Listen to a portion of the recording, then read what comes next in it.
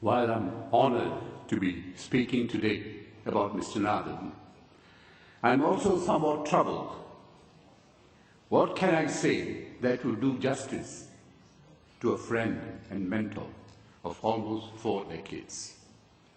How can I adequately put into words the loss I feel without my emotions getting the better of me?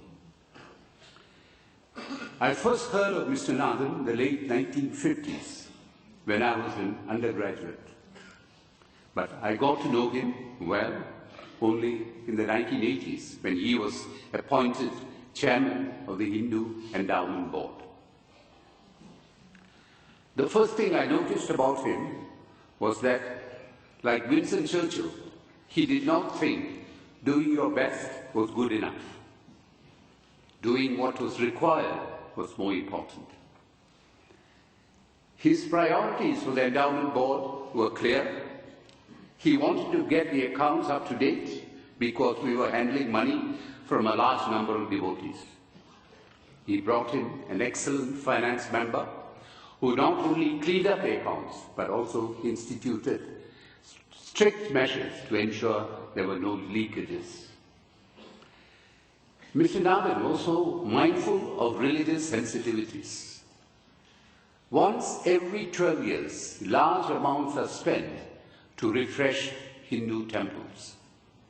The belief is that this is necessary to maintain the temple's divine powers. When I suggested discontinuing this practice, Mr. Nathan advised me not to change established traditions. He reminded me that our task was to run an efficient system, not to tinker with people's beliefs.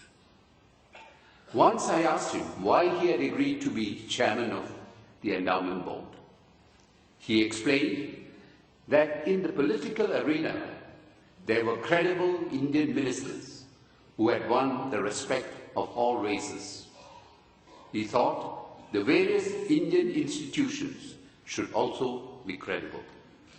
It was incumbent on those who have succeeded to be involved in the running of community organizations. He felt very strongly that those who have done well should not cut themselves off from their respective communities. This sense of giving back to society was always paramount in Mr. Nathan's mind. He was one of the founders of SINDA and believed firmly that every child, irrespective of race or religion, should have the opportunity to develop to his full potential. He spearheaded many initiatives at SINDA, which have led to the betterment of many lives. Mr. Nathan looked at everything from a national perspective. When I was appointed chairman of the Institute of South Asian Studies, ISAS at NUS, he spoke to me about ISAS's role. While Singapore and India enjoyed friendly relations, they did not have, in his view, a deep understanding of each other. His advice to me was, you should champion Singapore in India and India in Singapore. That way you can help to increase each country's understanding of the other. ISAS has tried to live up to his expectations. Mr. Nathan was a man of foresight. He had long believed that the diaspora from various South Asian countries had much in common, and there was much potential and value in bringing them together in a neutral venue. He felt Singapore was one such natural hub for the global South Asian diaspora. He was the driving force behind the publication of the Encyclopedia of the Indian Diaspora in 2006, the most comprehensive account of the global Indian diaspora even today. To show our deep gratitude for his immense contribution, the South Asian Diaspora Convention last July conferred on him the Outstanding Member of the South Asian Diaspora Award. Mr. Nathan has received many accolades and honors throughout his distinguished career. But for many of us who knew him before he occupy the highest office of the land. What struck us most about him was his common touch. As Kipling says, walk with kings, nor lose the common touch. When he was president, he showed real interest in the Singaporeans he met and endeared himself to them. He was warm and friendly and would not leave any function he attended without taking photographs with the employees of that establishment. I would venture to say that almost half of the households in Singapore would have one photograph of him with a member of the family. There was also a lighter side to Mr. Nathan. He loved to watch Tamil and Malayalam movies. He appreciated both classical Carnatic music and light film songs. The song that we heard at the beginning of this proceedings, Tanjavur Mannadathu, was a particular favorite of his. It speaks volume of the man that this Tamil song resonated with him precisely because he heard it in a tale of Singapore. How from many we became one. How despite our different traditions, cultures, religions, we could be one people.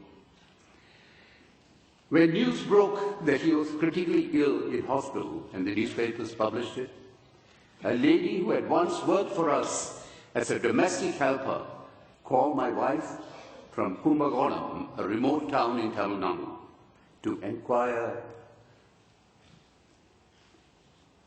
about Mr. Nathan's condition and to say she was praying for him. He made a deep and lasting impression on her, as he had on all those who came in contact with him.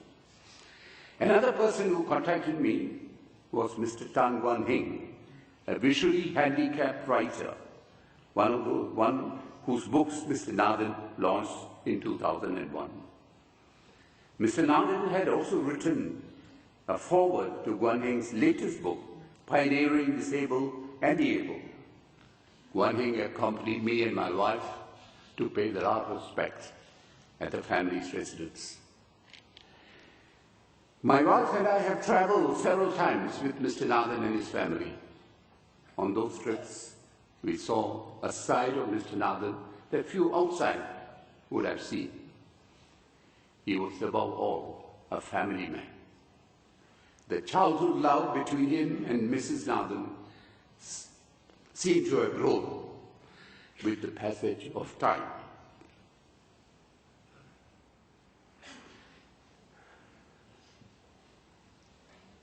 Their marriage is an extraordinary tale of devotion and love that inspires us all.